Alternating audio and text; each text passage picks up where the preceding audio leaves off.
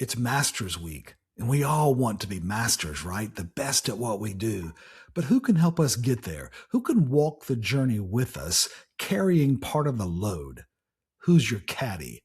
That's our topic on this episode of the Educators Among Us podcast. Welcome to the Educators Among Us podcast, where we share motivational messages and inspiring stories for and about educators. Your host, Scott Barron, is author of the critically acclaimed book, Love 'Em and Lead 'Em, and provides powerful insights and wisdom for those who heed the call to teach, coach, lead, and serve at all levels of education. This is Scott Barron, and I'm very honored to be your host for the Educators Among Us podcast, a program that we have designed for those who serve in all levels of education, because you make a difference. And we've just decided, we care about you.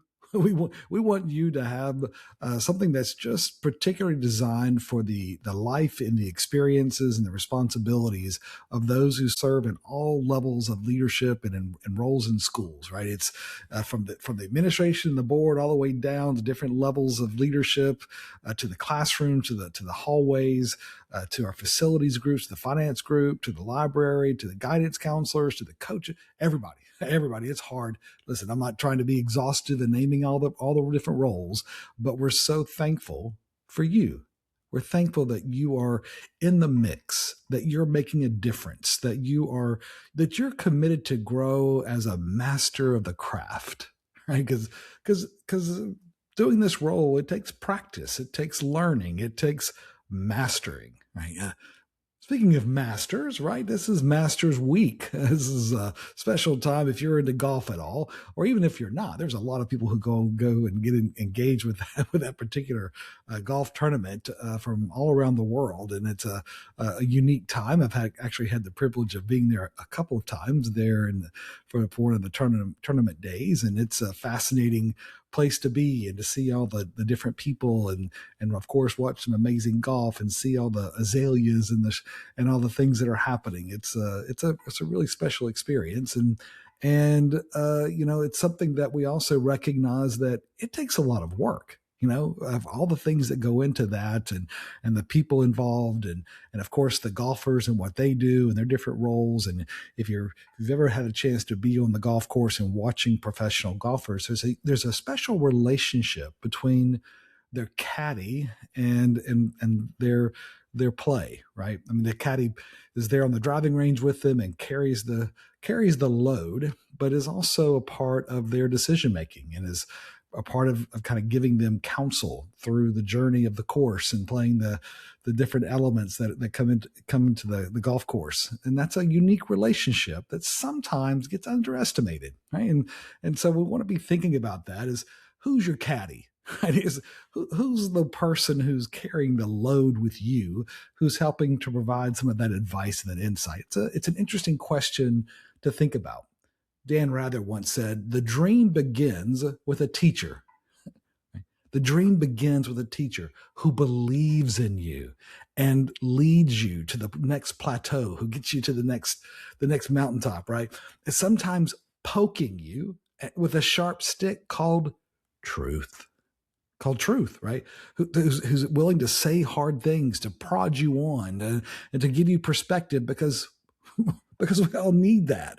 And that's especially true. That's what the caddy does for the golfers. And there was a particular situation that was shared by the PGA Tour where the relationship between Joe Grainer and Akshay Bhatia was shared in a really unique way, right? And it starts off with, and we shared this in our weekly encouragement for educators, the link to the video. So if you don't get that, go to schoolgrowth.com or to edfellowship.org and sign up for the weekly encouragement. It's just a really useful tool to use for your own growth. We have a lot of administrators that use that, of course, for their PD and other encouragement messages, and that's why we wrote it and created it for you. But the message for this week, it's kind of it includes the link to that video where he says, hey, I want you to be nice to yourself. Give yourself some grace, right? I mean, because it was an interesting time. They were they were playing in the Players Championship, which is kind of considered the fifth major. It's a big one, and they're down in near Jacksonville, Florida, and they're playing. Of course, it's not just any week. And the expectations were really high because last week, the week before, he had won at the Arnold Palmer Invitational, and it wasn't just a win. He had come back and overcome a 5-stroke deficit to win in a really dramatic playoff. I mean, there was a lot of tenseness, and he pulled it off. It was amazing. He was celebrating, yay, and then of course, once you've done that and you've had all the interviews and you've hoisted the trophy, yay, and then what happens is now your expectations go up.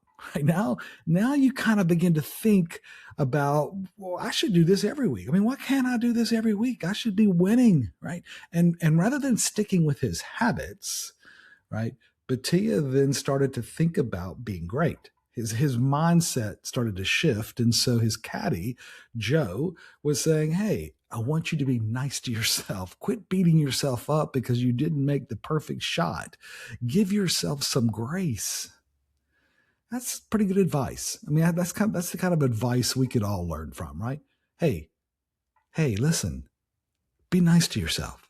Give yourself some grace. Now, also consider giving grace to your colleagues. Consider giving grace to your students. Consider giving grace to your spouse or to your kids or to your family or to your friends. And right, but it's nice to sometimes give yourself the room to not be perfect, because trust me, you're not. I mean, that's the kind of the message from the caddy is, dude, you're not nearly that good. The idea that you're going to hit every great shot, come on, give me a break. And it's nice to have some people in our lives who are willing to remind us of that. Sometimes they're reminding us of our humanity. Hey, dude, you're not. I mean, hey, you made a good shot. You won last week. Good job, but listen, you're not going to do that every week. What are you thinking, right? So encourage him, right? It's this video was an unusually candid, revelation to see the fragility of the perspective and of the mindset of all of us. It's not just him, it's all of us, right? We all need that coaching. It's like Lou Holt said, coaches have the power to turn potential into reality through guidance, encouragement, and belief, right? And that's what we need. Who's your caddy, right? Who's the person who's speaking into your life with guidance, right? With helping you figure it out, because you don't have all the answers and none of us do, but having a second set of eyes that's not in our own head and limited by those boundaries, right? It's great to have someone who can give that guidance and that encouragement to say, come on, you can do that. You got this, right? And then the belief, the unwavering confidence that says, I believe in you. I know you can do this. Sometimes we all sound. Remember Marlon Brando in On the Waterfront? He had that accent where he said, I could have had class. I could have been a contender. I could have been somebody, right? I mean, there was that moment where it's a really just a famous scene where he reminisces and he's sad, right? Because he realizes he actually could have been more. And sometimes we could be. Sometimes we fantasize about what could be, and some people get mired in sometimes even depression around what should be versus what is, right? And frustration and failure, they're the usual results of focusing our thinking on what should be instead of staying in the moment, instead of sticking with our practiced habits. And that's what Joe was having to remind, his player, remind Akshay about, is to say, hey, dude, stick with your plan, stick with your habits, because that's what makes the difference. And what a blessing. What a blessing to have people who will speak into our lives. Right? They help us become masters, right? Because they provide those words of encouragement. They check our perspective. And they say, listen, I know you think that's the right place, but come on, that's not going to work, right? That it would take either a perfect situation, or you're assuming all the best things. Stuff's going to happen. You're going to run into friction. You're going to run into resistance. You're going to make a mistake, right? And you gotta improve your decision making, and that's the advantage of a mentor. That's the advantage of a coach, of a caddy, right? Who's your caddy? That's something to think about, my friend, right? Because Proverbs 19:20 says, "Hey, listen to advice." Listen to advice and accept instruction, that you may gain wisdom in the future. That's how you grow. And golfers, they figure that out, along with a lot of other athletes and executives and leaders, right? They figured out that, hey, we need that advice. We need that instruction. We not only need it, but we need to accept it and learn from it. And that's one of the things we have seen is profoundly present in highly effective educators, is that they have a high degree of self-intelligence. They know who they are, but they're also willing to learn. They seek advice. They seek those friends, those caddies, who will help carry the load and help give advice and help them figure it out, right?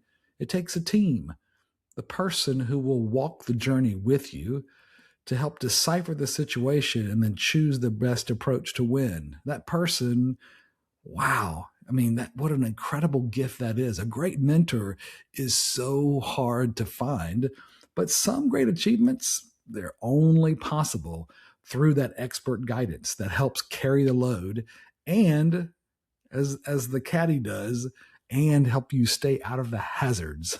On the golf course, that would be a sand trap, or it'd be the pond, or the woods, or something out of bounds, right? Out of bounds. That's an interesting one, right? Because sometimes we get out of bounds. Sometimes we get outside of really what is professional practice and standards. Sometimes we make a mistake, but we didn't anticipate. We were expecting things to go perfectly.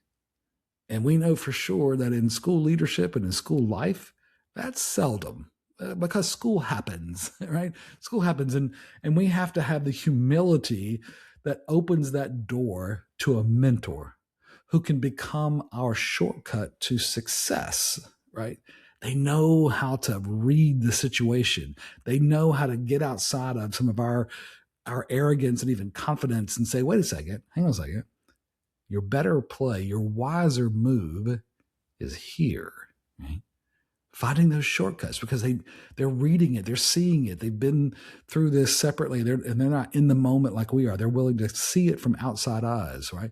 While often elusive among educators, right? That humility is hard to find sometimes among some of us, because we want to think, come on, I got this, I'm good, right? You're not. I mean, that's the hard part is having that humility to listen, right? And become that person who will be vulnerable, because that vulnerability is so valuable for victory. It's often the only way you're going to get there. And that's what the best do. They figured that out. They know how to seek it and to find those advisors, those mentors, those caddies, right? So the encouragement this week is, hey, learn from a mentor this week. Learn from a mentor this week, my friend. Being nice to yourself as you become the best version of you. As you continue to grow, as you continue to master different concepts, new skills and new thinking, and to navigate situations that they're hard. I mean, and that's the difficult part about working and leading in a school, is that we know that conflict is going to happen. We have to negotiate and navigate and come up with new solutions, and that's the joy of the work. We have to embrace that, right? And ideally, you have a coach, and this is something that we have found is really important, especially for those who serve at the upper levels of leadership in schools, and including school boards, right? Where there's executive coaching that happens, especially around certain skill sets. they're helping develop that presence, that they know how to present themselves, and the way they communicate, the way they look, the way that they handle data, right? There's an executive presence that they build. They know how to work with people. They know how to navigate conflict and coach and develop and build a team. And that's just a really distinct skill that doesn't happen by accident. It takes a caddy sometimes, a coach. And then they're also working on, how to deliver on results, to make progress, right? It's a vital part of school leadership. And so as you go through, and whatever your role is, as you move up in more responsibility within any organization, especially within a school, it's important to consider that there's a new set of skills that having that caddy, having that coach is a way to accelerate the learning curve and to become a master, right? So hopefully you're able to take advantage of that. And we've got some material on that on schoolgrowth.com. I'd be glad to share that with you and be an encouragement for you, and just to hopefully walk that journey. Find somebody who will walk that journey with you and be that caddy to carry some of the load and help you discern the best decisions. A coaching question to ask yourself at the end of each day: did I do my best to be mentored today? Did I do my best to be mentored today? Love them and lead them, my friend. This is Scott. Thank you for joining us for the Educators Among Us podcast and for your courageous commitment to this noble calling. We get you and the challenges of this work. To stay connected with this community, be sure to subscribe to our podcast and weekly encouragement at educatorsamongus.com.